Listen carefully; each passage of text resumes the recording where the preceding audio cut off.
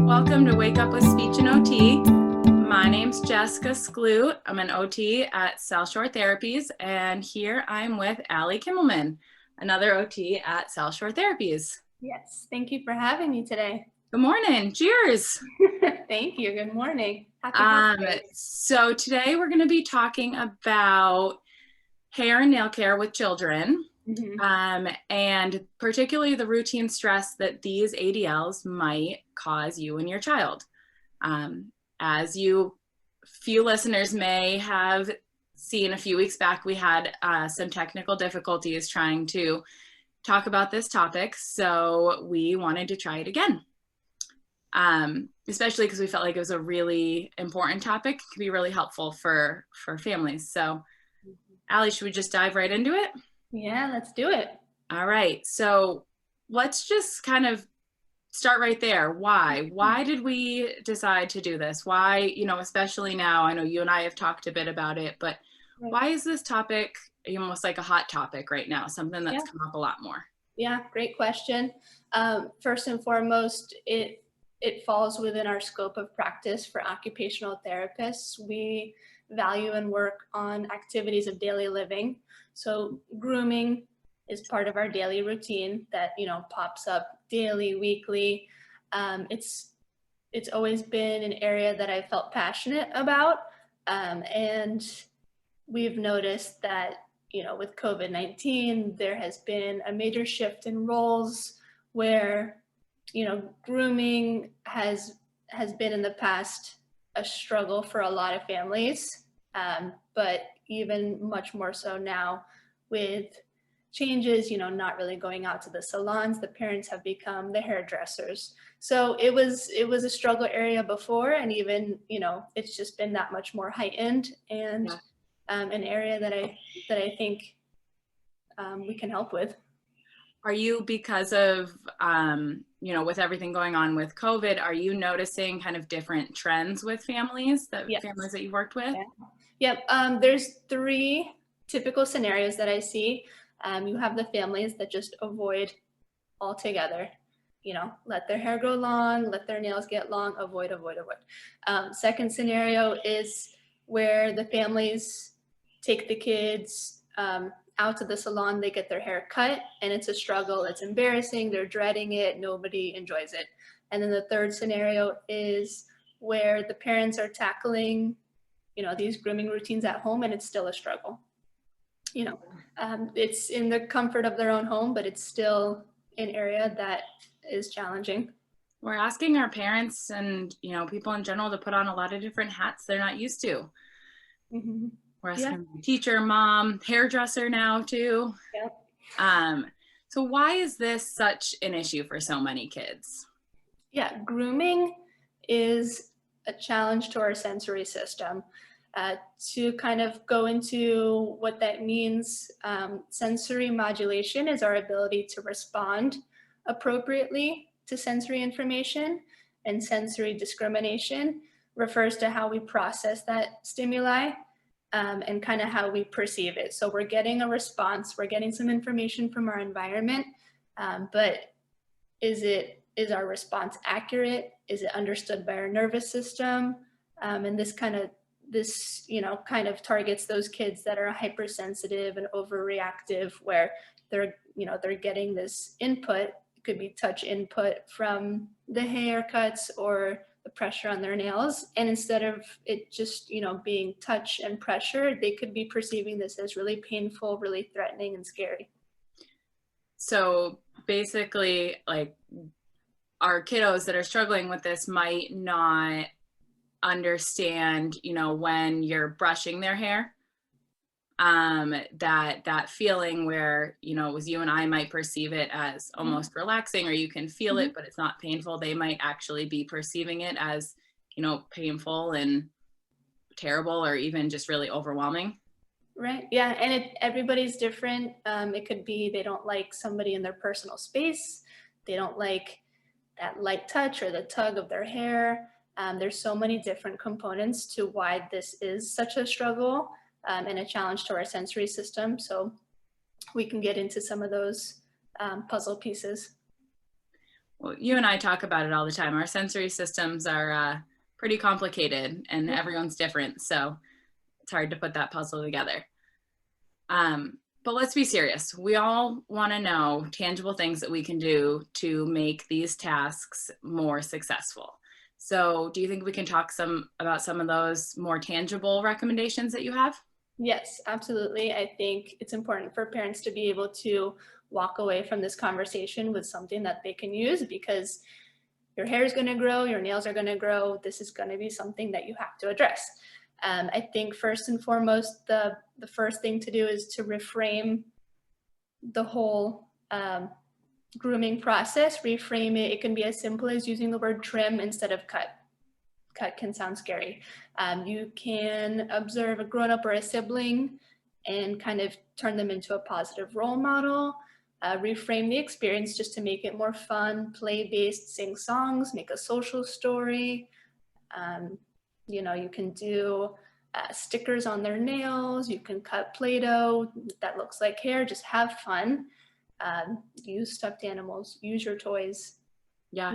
Reframe the task. Well, I think that's awesome because our kids so much learn by doing and they learn by experiences and they have associations with those experiences. So trying to reframe it to have a positive experience is so important for them. Even if that's just, you know, I don't know, having a spa day with their dolls and teaching their dolls how to give a haircut or something. That's awesome. So I like that, reframe. Is there kind of anything else? Yes, so reframe, and then it's important to do some body prep. So prep the body, set it up for success. A lot of these routines deal with light touch, and that is just overall something that's irritating for everybody. Deep pressure, deep touch is a lot more calming. So if you're gonna have a kid, you know, get ready for a haircut, maybe have them wear a hat for 15 minutes before they're ready to sit down and, you know, you touch their head. Give them deep pressure squeezes, give them hugs. You know, you mentioned make it a spa activity, get out some warm bubbly water and have them sit with their hands or their toes in warm water. You can have them brush their own hair. That kind of gives them a little bit more control into how much pressure they're ready to kind of accept. And just, you know, like I mentioned with the play, get some stickers, you know, that kind of is prepping the body, giving that pressure into these sensitive areas. It's funny, when you were talking about the light touch versus the deep touch, I immediately thought, you know, if someone comes up behind me and touches my shoulder lightly, I'll probably jump through a window. But if someone comes up and like actually puts their hands on my shoulders with more pressure, I don't have that initial reaction. So it makes sense, especially with our kids that can be really sensitive, that that type of stimulation can be really overwhelming for them. Yeah. So these are things that can kind of counteract those irritating sensations, kind of override that sensory input with something that's a little bit more calming to our system. And I really like what you said about the control piece of it too, especially for a situation that's challenging for some of our kids. You know, giving them that control, actively including them in the activity to help them willingly participate is huge. Mm-hmm. And that kind of jumps into the third point. We talked about reframing, we talked about body prep. The third big thing is, you know, our expectations. Whether that means parents need to adjust or lower their expectations, all of these, you know, tips and tools will help kids to know what to expect. Building off of giving the kids more control, it could be letting them choose which 2 nails you're going to trim for that day. You know, take it slow. It's a process. Eventually, you'll find what works best for you and your family, but everybody's different. It's a process. You might find that turning it into more of a structured routine helps, like having Tuesday trim days. Maybe it will help to schedule haircuts or to plan haircuts after your child's OT session. Make it a weekly routine and find what works for you.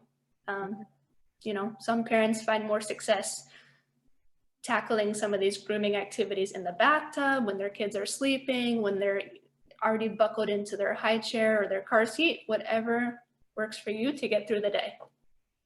Absolutely. And then I love that expectations piece too, and realizing that you're not going to go from 0 to 100 in one session just because you change some things in the environment. I don't think that's fair for a parent to expect for them, and I don't think it's fair for the parent to expect that from the child too. So within those, changing the routine, understand that it's going to be a process to get to a place where, if it's challenging for these kiddos, then it's probably going to take some time before they're comfortable with it. But baby steps, and progress is progress, even if it's one, like you're saying, 1 or 2 nails, this time around was better than no nails before.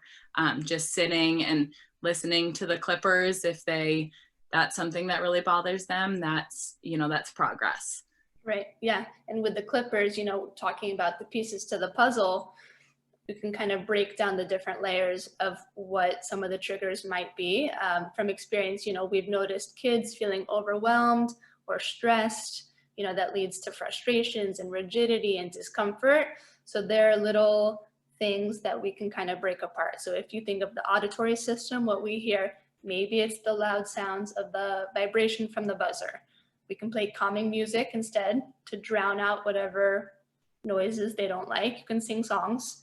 The pressure from maybe the cape buttoned, high up on their neck could be uncomfortable. So maybe instead they're wearing one of their favorite dress-up costumes. Instead of tilting your head back to get your hair wet, which, frankly, I don't find comfortable at all. Adults have sensory systems too. I've found that a lot of families have success, doing hair trims and nail trims in the bathtub. Their hair is already wet, or using a wet washcloth instead of having them tilt their head back, or even using a spray bottle. Yeah. Think about all the touch. Maybe they want to wear goggles so that the hair doesn't fall into their eyes. Mm-hmm. Maybe even head massages, like you were saying before, kind of, maybe you do a section of it and then you take a break and you give them some of that pressure in between, so they can kind of regroup and reset to be able to kind of go back into it. That's awesome.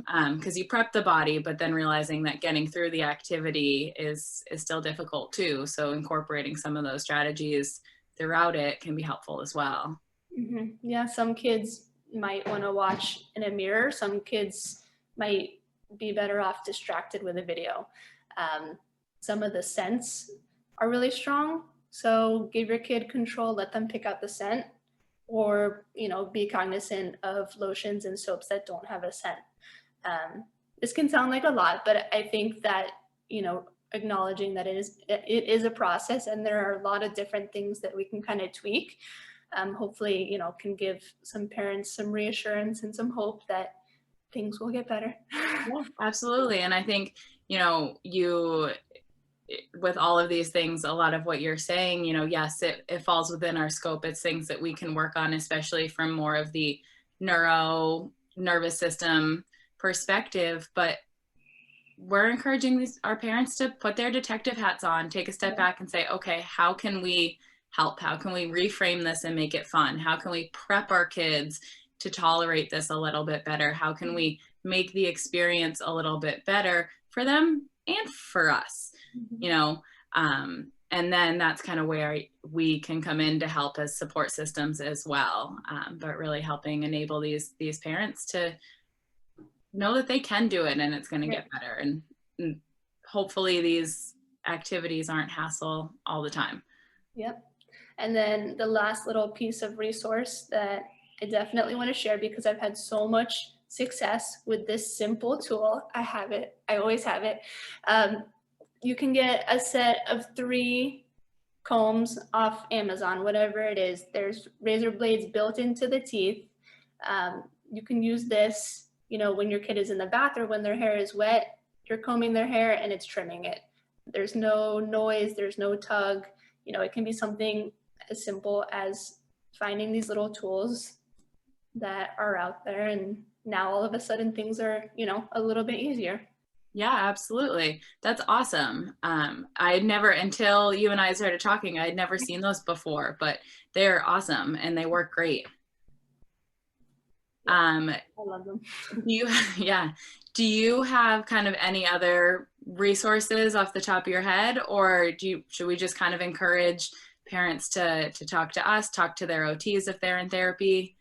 Yeah, I think don't be afraid to bring it up to OTs. Sometimes it's hard to know what you don't know and you know what to ask if you're not sure. Start a conversation. There are books, you know, Daniel Tiger Gets a Haircut.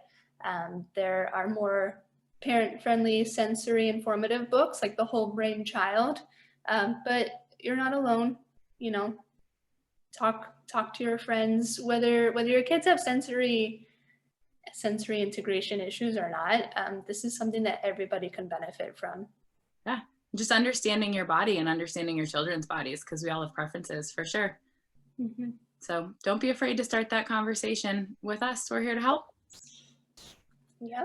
That was awesome, Allie. I think it was super, super helpful. I love that you kind of broken down that there were some tangible things for takeaways for parents to implement. And, you know, to reiterate, kind of reframe the situation, reframe the activity, do some body prep, and consider incorporating some different strategies to help get through the activity and really manage those expectations both for the parent and for the child. And then talk to your OTs, look for resources, ask for help, because we're here to help.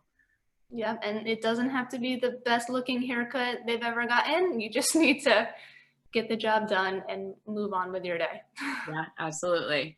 Well, that was awesome. I appreciate you taking the time to sit down and chat with me.